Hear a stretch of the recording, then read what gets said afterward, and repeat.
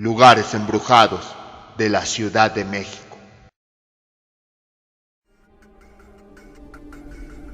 El bosque de Chapultepec, uno de los lugares más conocidos de la Ciudad de México, es el bosque de Chapultepec, un parque que alberga decenas de museos, un zoológico, un parque de diversiones y un par de lagos en los cuales hay peces y aves acuáticas.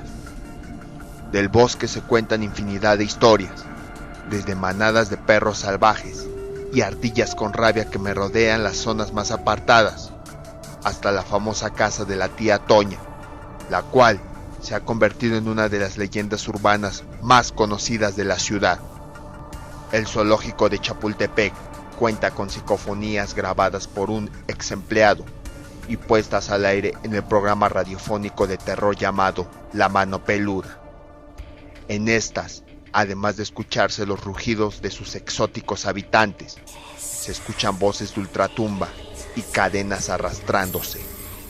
Sin embargo, la pieza central del bosque es el castillo de Chapultepec, una construcción que descansa en la cima de un pequeño cerro y que fue sede de la batalla de los niños héroes, en que murieron cadetes del colegio militar al repeler una invasión de soldados estadounidenses en el siglo XIX, y que también fue hogar de los emperadores Maximiliano y Carlota durante la década de 1860. En el castillo, los empleados de mantenimiento aseguran haber visto al fantasma de la emperatriz Carlota. Su alma se la pasa rondando el castillo y las áreas cercanas a este, en busca de su esposo.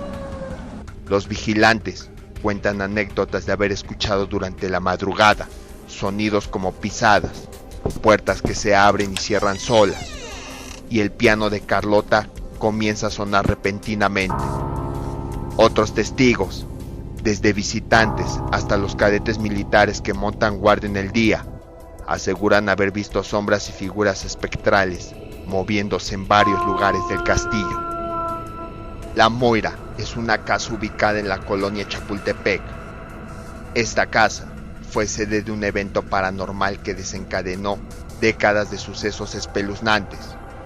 Cuenta la historia que en la década de 1970, un niño llamado Marcos entró a la casa que en ese entonces se encontraba abandonada. En el interior, Marcos fue testigo de cosas extrañas, pero lo que lo hizo correr fue que pudo encontrar a un niño colgado en una de las habitaciones de la planta alta.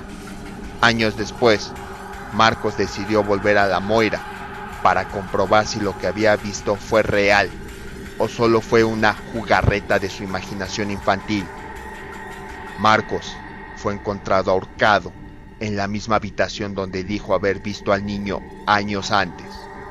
Se habla de que en la Moira han transcurrido eventos que van desde rituales espiritistas hasta misas negras y posesiones demoníacas, e incluso hubo un tiempo en el cual se realizaban recorridos nocturnos que eventualmente fueron detenidos por razones misteriosas.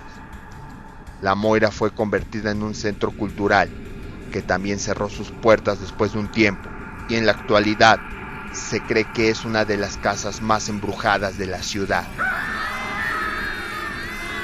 El Callejón del Diablo.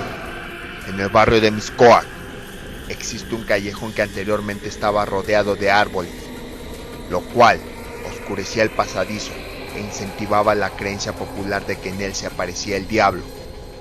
Una leyenda cuenta que en una ocasión, un hombre que decía no temerle ni al diablo pasó por el callejón durante la noche. Para su sorpresa, a mitad del camino, encontró a una figura sombría y deforme que se recargaba en uno de los árboles y que rodeaban a la zona. El hombre huyó al escuchar las risas escalofriantes que emitía dicho ser. Otras historias mencionan que por las noches puede verse una mujer que aparece en las calles cercanas al callejón y que ha causado varios accidentes. El aeropuerto. En el aeropuerto de la Ciudad de México se habla de la aparición de una niña fantasma que se aparece en el área en donde se colocan a los aviones inservibles. Según los trabajadores, en esa área se aparece el espectro de una niña que juega con una pelota y que incluso ha hablado con ellos. En la actualidad hay un supuesto video donde aparece una silueta entre los restos de un avión.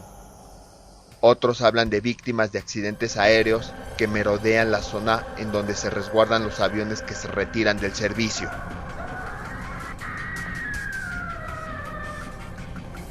Zócalo. En el Zócalo se habla de la existencia de una mujer que aparece durante la noche y acompaña a los peatones para hacerles la plática mientras caminan por la plancha y sus alrededores, para desaparecer luego de un rato. Curiosamente, la gente que menciona haberla visto es incapaz de recordar los detalles del rostro de la mujer. También hay historias de apariciones de fantasmas aztecas en las inmediaciones del Templo Mayor y en la estación del metro Zócalo.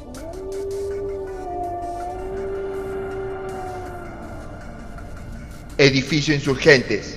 Entre Medellín e Insurgentes en la colonia Roma, existe un edificio en el que en la década de los años 60 fue muy popular entre los habitantes de la clase alta, y entre sus inquilinos más famosos se encuentran leyendas del cine mexicano como Silvia Pinal y Mauricio Garcés. En los pisos 15 y 16 se aparecen fantasmas que fueron víctimas de un incendio ocurrido en el pasado. La Mujer del Río. En el municipio de Naucalpan, a las afueras de la Ciudad de México, fue hallado el 24 de noviembre de 1992 el cuerpo de una mujer cerca de un río de aguas negras. Desde entonces, las personas que transitan por el área dicen ver a una mujer fantasmal vestida de blanco, la cual no tiene pies.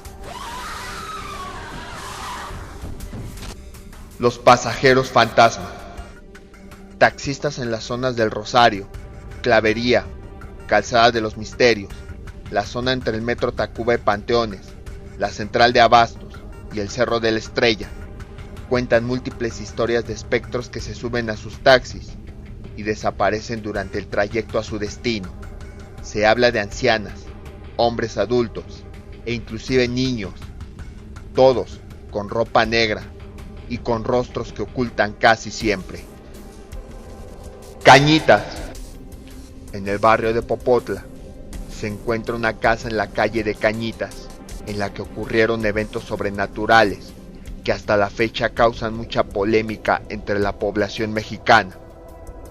De acuerdo al libro publicado por Carlos Trejo, quien vivió la historia, hubo muertes y ataques a él y sus familiares tras una sesión espiritista usando la tabla Ouija.